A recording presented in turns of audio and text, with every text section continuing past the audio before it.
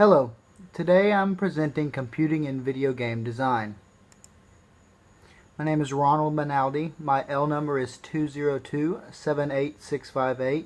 This is for the class Think, Speak, Write, and the due date is 7/7/2014. Now then, Computing in Video Game Design. The computing in a video game design field covers a very large range. This field ranges from programming, level design, balancing, and character creation, but it is not limited to these topics. Some topics that I have not included include plot design and things of that nature that are more intimate and close to home.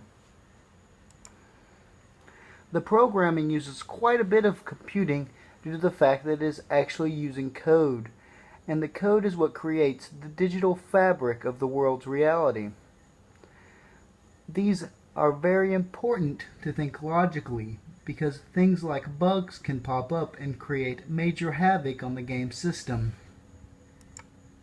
Level design.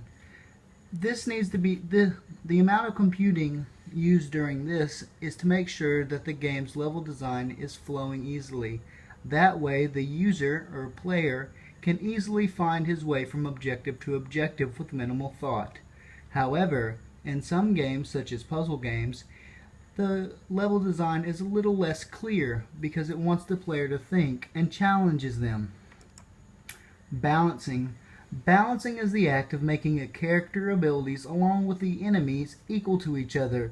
That way, the only thing that gives the player or enemy the advantage is the skill.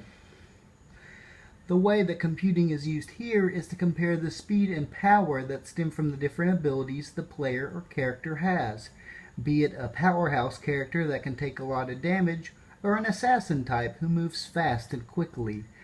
This balancing allows it to where one player may have the advantage in one type of conflict, but not in all. Finally, character creation. The character creation uses computing in order to make things to make sense, such as not having a child be the main character of some kind of shooter, unless it is a wacky one. You do not want to have a silly and goofy character in a serious game. In a recent news, NAP students actually used video game design and programs to test engineering students and see if they were able to solve real-life problems. Sega actually signed a new deal recently to bring mobile games over to the West that are more Japanese-themed in orientation. There are actually many jobs open in the video game design community, like a designer and programmer at the Center of Urban Pedagogy in Brooklyn, New York, or a level designer, electronics arts in Los Angeles. The only reason that jobs seem to be scarce is that these openings are for more seasoned veterans of the field. And finally, two very popular video game companies designed are Bungie and Bethesda. These companies produce popular franchises such as Halo and The Elder Scrolls. These video games are very well known amongst the male youth and young adult of society today. If I were to